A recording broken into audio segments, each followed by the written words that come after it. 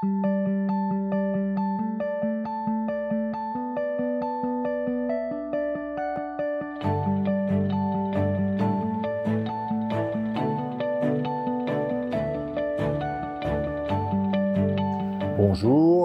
je suis Jérôme Guiton, professeur des universités à la faculté de pharmacie de Lyon, en spécialité toxicologie, et je suis responsable du laboratoire de pharmacotoxicologie des Hospices civils de Lyon.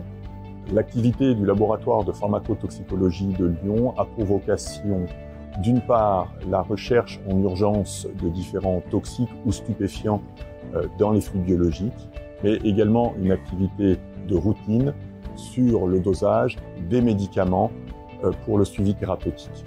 Parmi les médicaments, nous nous intéressons à de nombreuses classes pharmaceutiques, les antibiotiques, les antiviraux, et en particulier, nous avons un intérêt pour les anticancéreux. Les anticancéreux sont des médicaments extrêmement efficaces dans le cadre des traitements du cancer. Ce sont des molécules qui présentent une toxicité importante pour le patient. Elles sont indispensables pour la rémission des cancers. Ces molécules sont également manipulées par le personnel médical et non médical, et la dangerosité de ces molécules doit être prise en compte pour protéger le personnel. Dans ce contexte, nous avons décidé, en collaboration avec la société Ansell, de tester de façon dynamique la perméation de 27 anticancéreux vis-à-vis de 15 gants distincts. Les normes sont statiques, la réalité est dynamique. Avons-nous décidé de réaliser ces tests à l'aide d'un système de perméation dynamique, et ce, de manière à mimer au plus juste l'activité quotidienne des personnels médicaux et non médicaux vis-à-vis des molécules anticancéreuses.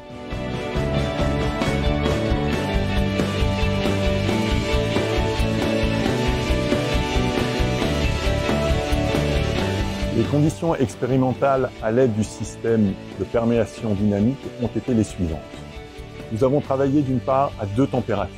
D'une part 37 degrés pour mimer la température corporelle, et d'autre part pour certains anticancéreux à 43 degrés, puisque ces composés-là sont utilisés dans le cadre de CHIP, c'est-à-dire de chimiothérapie hyperthermique intrapéritonéale. L'ensemble des 27 molécules testées l'ont été à la concentration maximale.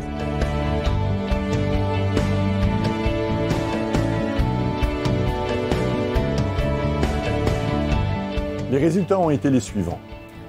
Pour la majorité des gants, aucune perméation n'a été observée vis-à-vis des 27 anticancéreux testés.